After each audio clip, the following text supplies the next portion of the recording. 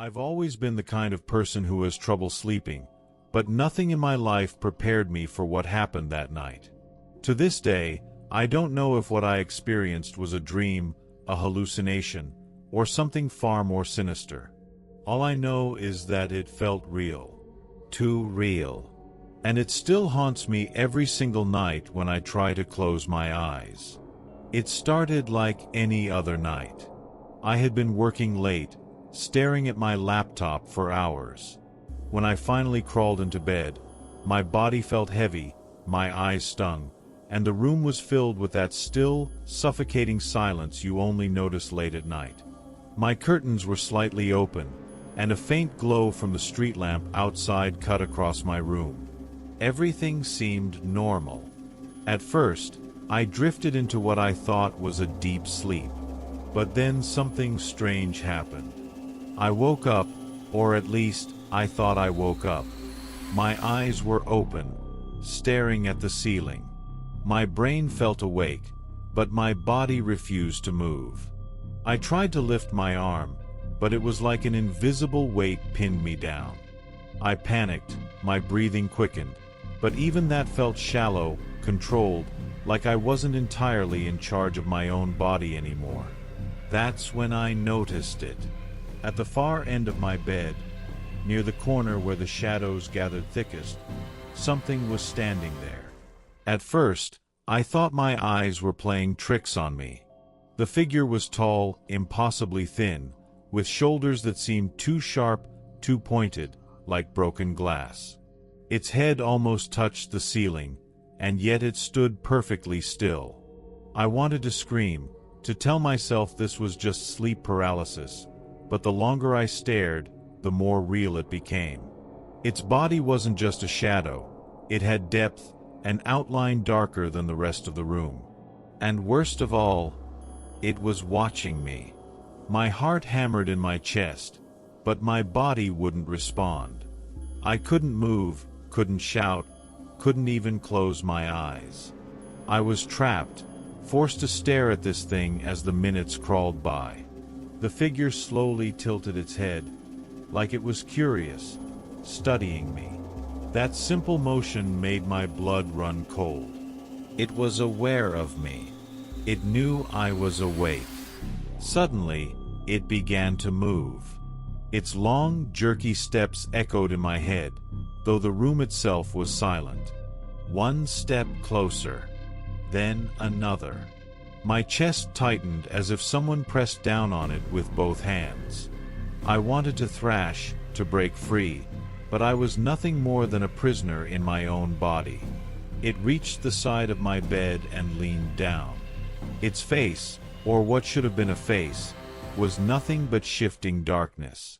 No eyes, no mouth, just a void that swallowed the dim light around it. And yet, I felt its gaze burn into me, sharper than any blade. A deep, rumbling sound filled my ears. At first, I thought it was growling, but then I realized it was whispering. The voice wasn't in the room, it was inside my head. A dozen overlapping whispers, repeating the same phrase over and over. You can't move. You can't move. You can't move. I felt my lungs tighten, air refusing to enter. I was suffocating, trapped under an invisible weight, while this thing loomed over me. Its shadow spread across the walls, stretching, twisting, until it seemed like the entire room was consumed by it.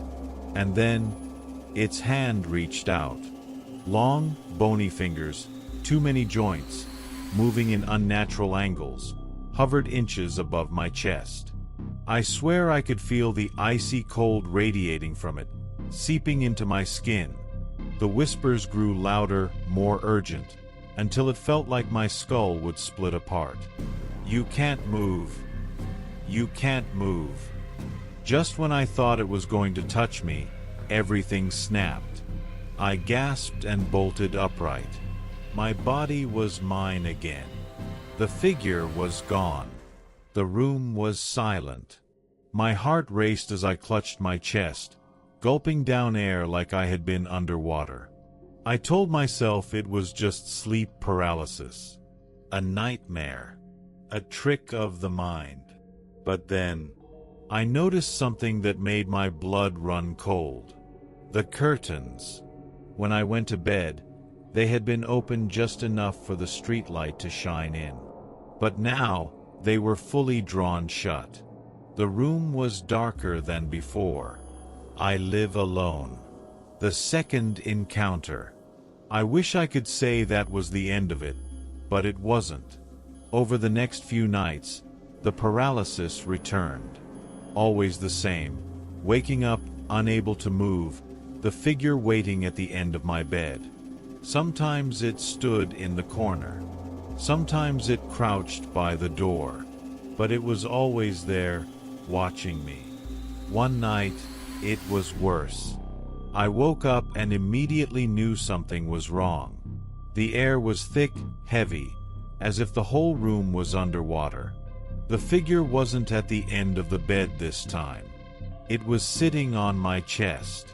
The pressure was unbearable, like a cement block crushing me.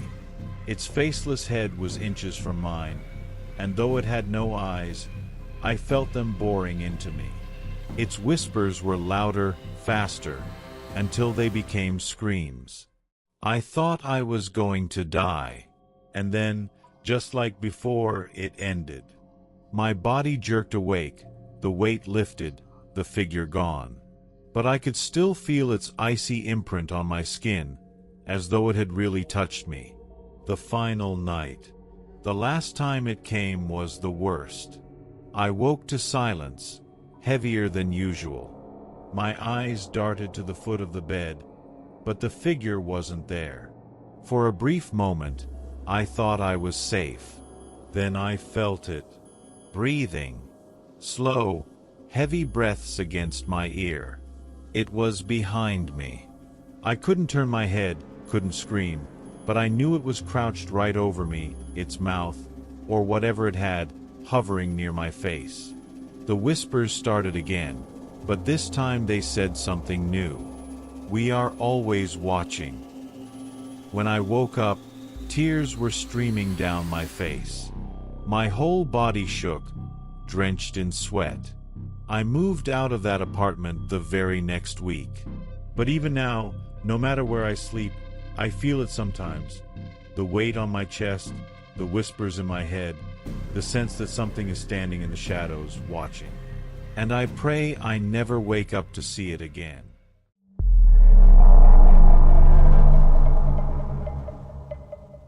I don't tell this story often, because every time I think about it, I feel the same fear crawl through me like that night.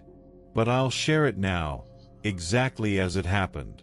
Maybe someone out there has gone through something similar. Or maybe I just need to get it off my chest. It was an ordinary night, nothing strange at all. I had worked a long day, ate late, and then watched some videos in bed before finally turning off the lights. My room was silent except for the faint hum of the ceiling fan. I remember lying on my back, staring at the shadows on the ceiling until my eyelids grew heavy. At some point, I drifted off. The next thing I knew, my eyes opened wide. I thought I had woken up normally, but something was wrong, terribly wrong. I could see everything in the room, clear as day, but my body wouldn't move. Not even a finger. My arms felt nailed to the bed. My legs were like stone. I tried to sit up, but nothing happened. It was like I wasn't even inside my body anymore, just trapped, staring out through it. Panic rose in my chest. I thought maybe I was dreaming. But no, this wasn't a dream. I could hear the fan. I could see the faint glow from my phone charging on the nightstand. Everything was real. That's when I noticed the shadows. At first, they seemed normal, the kind you'd expect in a dark room. But then they started to shift. The corner near my closet seemed darker than usual, like the shadows there were moving. I told myself it was just my eyes playing tricks on me, but then it stepped out. A figure. Tall, thin, impossibly dark. Its body looked like it was made of smoke, but its edges were sharp, almost jagged. It didn't walk normally. It sort of glided, each movement jerky, like a broken puppet. I tried to scream. Nothing came out. My throat was locked. The figure stood at the end of my bed, and even though it had no face, I felt it looking at me, watching me, studying me. The air in the room grew heavy, so heavy that every breath felt like fire in my lungs. Then it moved closer. Its steps were slow, deliberate, echoing in my head though the room was silent. My eyes darted wildly, the only thing I could still control. I wanted to shut them, to block it out, but I couldn't. I was forced to watch as it came to the side of my bed. It leaned down. Its face, if you could call it that, was a swirling mass of darkness, shifting shapes and holes where eyes should have been. I swear I felt the cold radiating off it, an icy wind against my cheek. It hovered just inches away, and though it didn't speak, a voice filled my mind. "You don't belong here." The words weren't loud. They weren't even clear. They were whispered, layered, as if 100 voices spoke them at once. I thought I was going to die right there. My chest felt crushed, as though something heavy was sitting on me. My vision blurred. The thing's long, bony hand began to rise, its fingers too long, bending in impossible ways, reaching for me. And then, just like that, I jolted awake. I sat up gasping for air, drenched in sweat. The room was empty. My body was free again. I told myself it was sleep paralysis, just my brain misfiring between dreaming and waking. I convinced myself it wasn't real. But then I saw it. The closet door. I never sleep with my closet door open. Never. It creeps me out. But when I looked across the room, it was wide open. The second time. I tried to forget about that night. Days passed, then a week, and I told myself it was stress, exhaustion, nothing more. But one night, it happened again. I woke up, frozen, staring at the ceiling. The fan hummed above me, the same hum as always. My body wouldn't move. My lips wouldn't open. My heart pounded so hard I thought it would explode. This time, the figure wasn't in the corner. It was on the ceiling. I watched in horror as its shadowy body clung to the plaster, twisted limbs spread out like a spider. Its head rotated unnaturally, upside down, to look directly at me. And then, slowly, it crawled down the wall. Every second stretched like an eternity. Its limbs cracked and bent as it crept closer, its faceless head never breaking its gaze. I wanted to shut my eyes, but I couldn't. Tears slipped out instead, hot against my frozen face. When it reached the side of my bed, it didn't lean over this time. It climbed onto me. The weight was unbearable, like the air itself had turned solid. Its cold seeped into my bones.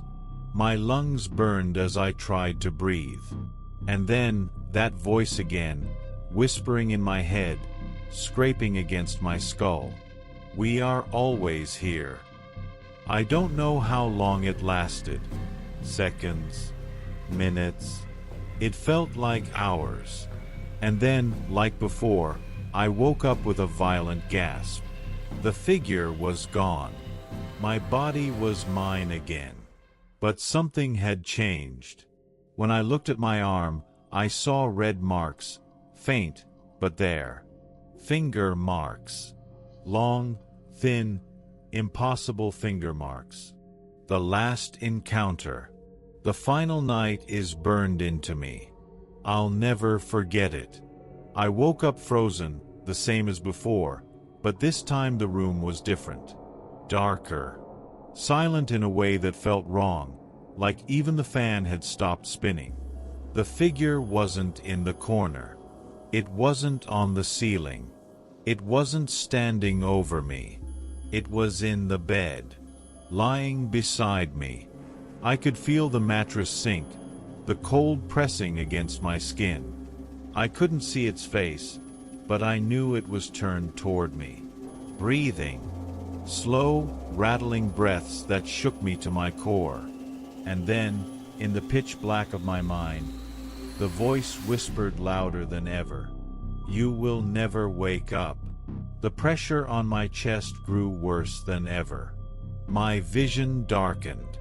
I was slipping, fading, like it was dragging me somewhere else, somewhere I couldn't escape. At the very last moment, I woke.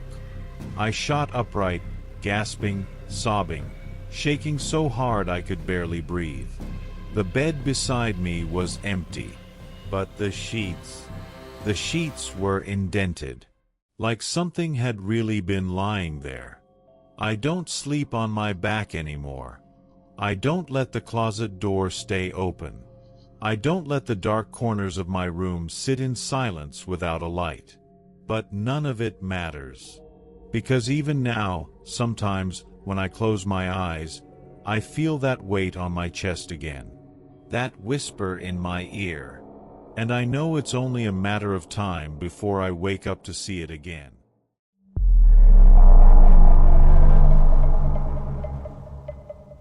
I always thought sleep paralysis was just a medical condition, something scientists explained with brain chemistry and sleep cycles. I had read about people who experienced it, but I never believed it could feel so real. That changed the night it happened to me, and I swear I will never forget it. It was in early winter. I had been working late nights, barely getting enough rest.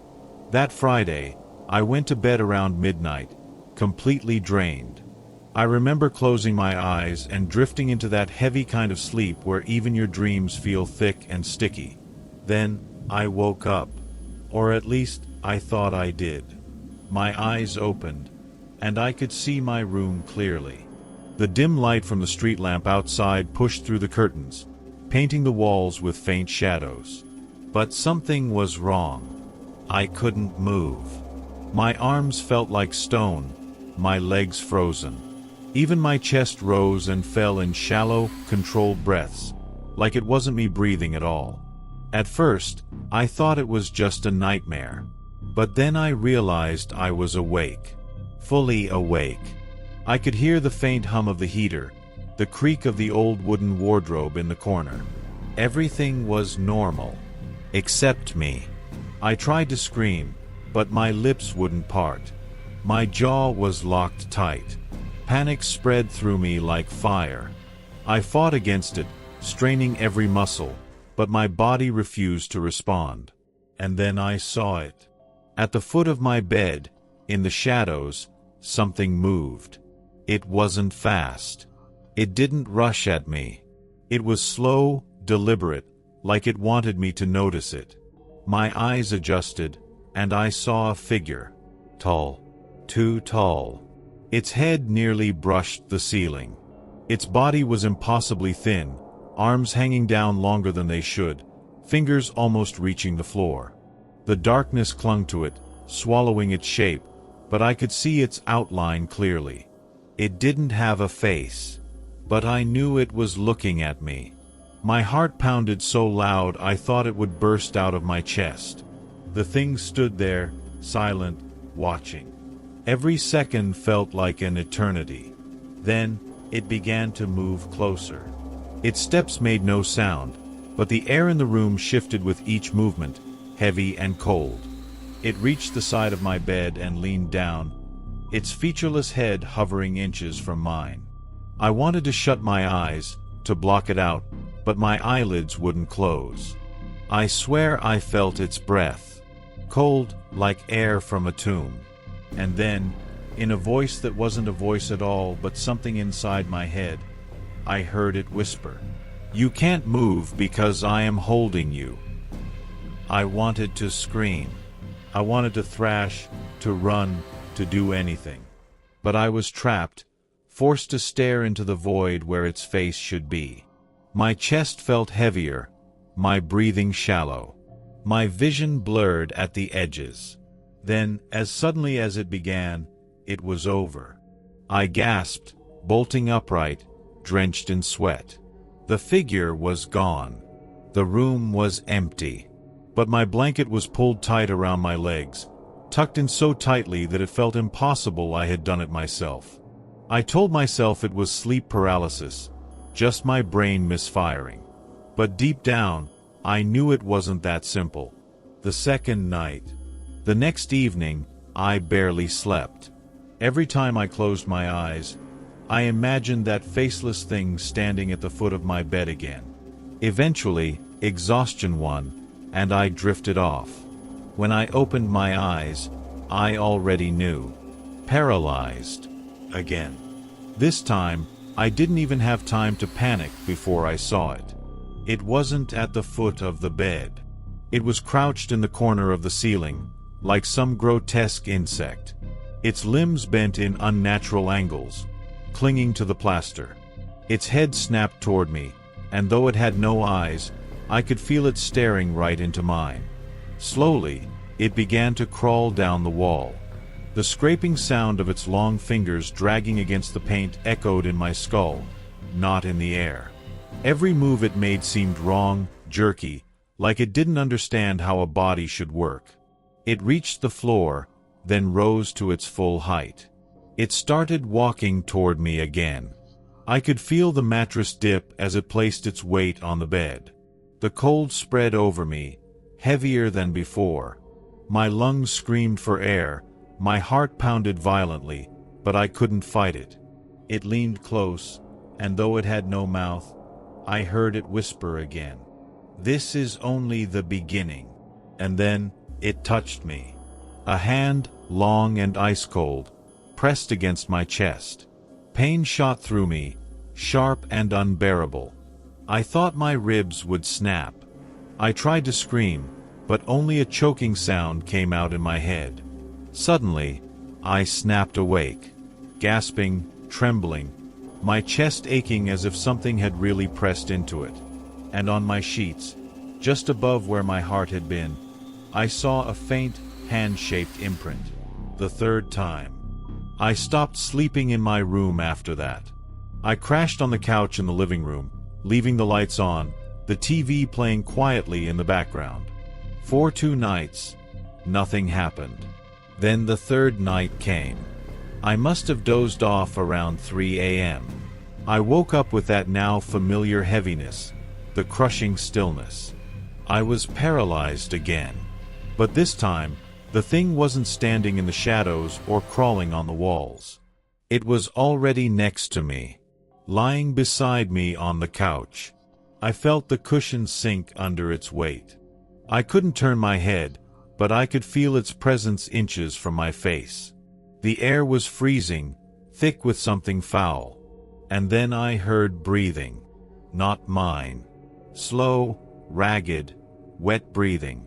It whispered, clearer than ever before. "You can't run from me. You belong to the dark now." I felt something brush against my hand, like claws dragging across my skin.